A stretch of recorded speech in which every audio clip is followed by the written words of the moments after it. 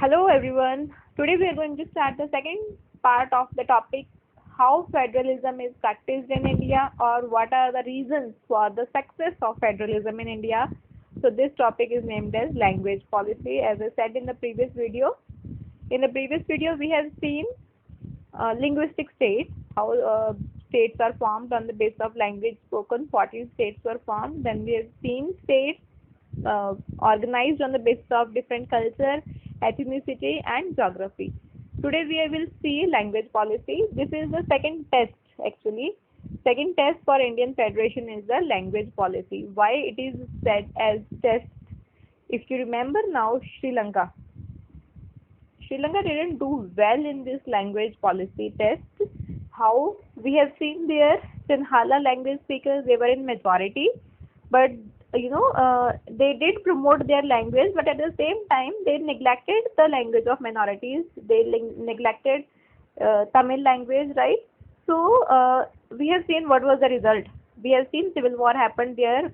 Thousands of people lost their lives, and economy suffered a lot, right? So, and the root cause of the civil war we find in the language policy of Sri Lankan government, or we can say Sinhala government of Sri Lanka.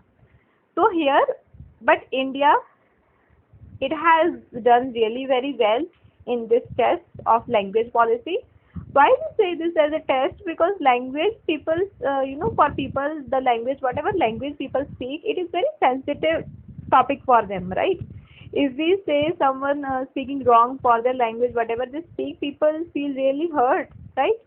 So India has tackled this problem or this sensitive issue very properly or very wisely, the leaders of India. So the first test was we don't have any national language. We don't, many times now here, let us make it very clear. Many people, they misunderstand that Hindi is our national language. It is actually misconception. 42% of people in India, they speak Hindi language, but it is not our national language. It is the official language. Okay. Now, what do we mean by official language? Official language means most of the work in government offices, it goes on in Hindi.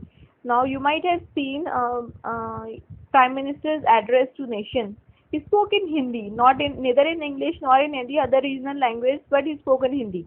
Okay, and also government orders or in government offices, means in the center, it goes on in Hindi language.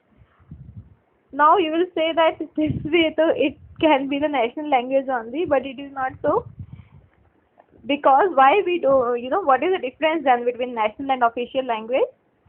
Official language, states do have their own. Okay, different states, they have their own official languages where the government work takes place in the official language of that concerned state.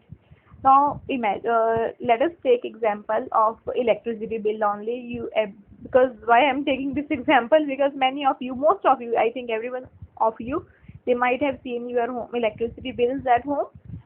If you're living in Punjab, then with English, Punjabi will also be written. Okay, and if you're in Gujarat, it will be in Gujarati. If in Maharashtra, it will be in Marathi. Means, in short, whatever state you are living in, the electricity bill, it comes in the regional language of that state, right? So it is just the example of electricity bill. By this we mean that every government work takes place in the official language of that particular state. Now official language for Gujarat, it is Gujarati. For Punjab, it is Punjabi. For Uttar Pradesh, it is Hindi. For Tamil Nadu, it is Telugu, right? For Karnataka, it is Kannada, right? So every state's government work, official work, it takes place in the official language of that state, which is their regional language. Okay, and at the center, it goes on in Hindi. Okay, so Hindi is, this way we can make the difference between national or official language. When we make any language as national, it means in all the states in the entire country, that language, has to be the official, every whole work of the state goes on in that language only. Okay, but now we don't have any national language because it could have hurt the feelings of people those who speak different language. Okay, this is the reason we don't have any national language, to avoid hurting the feelings of people those who don't speak Hindi. Okay, so besides this, we have identified Hindi as official language. Besides Hindi, 21 other languages are recognized as scheduled languages by the Constitution. It means in the entire country there are 22 in total languages, including Hindi. 22 total languages, they are recognized by the Constitution. Now, what do we mean by this? It means that, you might have seen different central level, the exams which are held by or organized by the center government. Those exams, there are candidates, they have options to attempt the exam in whatever language which is out of these 22, means amongst these 22 languages you can attempt that exam in any one language and answer in that same language. It is not so you have to only write in English or in Hindi. You can choose any one language out of these 22 languages. Okay, so exams are available, or any official work is available in all these 22 languages. Okay, so you can see here now, till now, that the language policy of Indian government, it is very liberal. Okay, government of India, it has tried to respect the feelings of all the people living in India. Whatever language they speak, they are given respect. Now, at the same time, cautious use of spreading Hindi also goes on. Now here in bracket I have written Sri Lanka. Why Sri Lanka? Because here we are taking example of Sri Lanka, because Sri Lankan people, Sinhala people, they did not spread Sinhala language cautiously. They neglected other languages. But in India, it does not happen. All central level work goes on in Hindi, but it is a cautious use. We don't impose Hindi on people. States do their official work in their own official languages. Okay, so we don't impose Hindi on everyone. Although 42% of people in India, they speak Hindi language, which makes the majority, and other 58% of the people, they speak different languages. Okay, so now many a times there is debate in India for Hindi versus English. Now, why this? Now, in mostly northern states, people are able to speak Hindi, or they speak Hindi. Okay, for example, if you are living in Gujarat, you don't know Gujarati, at least if you know Hindi, you can converse with people. Same in Punjab, if you don't know Punjabi, but you converse in Hindi, then people would be able to understand. But this rule does not apply to South Indian states. There, these people, they are more comfortable with English. Okay, so, but English in North India, it is not so people don't speak English, but at the same time, they don't want to leave Hindi as well, right? Because English, every illiterate people will not be able to speak, right? But Hindi, to anyone is able to speak. But South Indian people, they find it difficult to converse in Hindi, so they have always put pressure for English.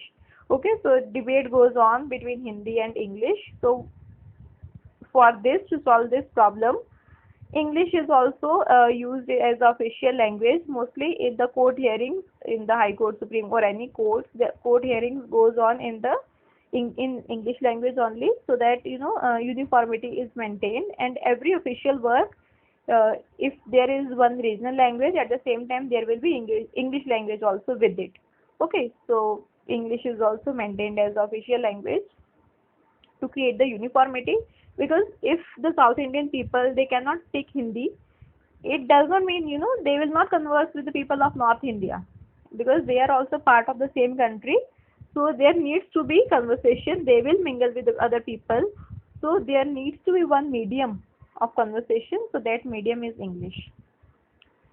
And for your GK, you can, India is the second country where 25 million people in English speakers are there. This is the second country, where mostly English is spoken. Otherwise, every time most of the people we say that Indians versus English, our thinking is always, that Indians are unable to speak, or very less Indians speak English. It is not so. After US, which is the world's largest English speaking country, India's rank is the second.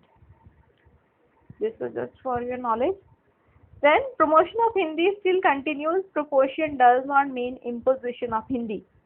We do promote Hindi language, okay, we do promote other at the same time other 21 languages also, but this promotion does not mean imposition, okay. We don't force, we don't impose on anyone that you have to speak Hindi, okay.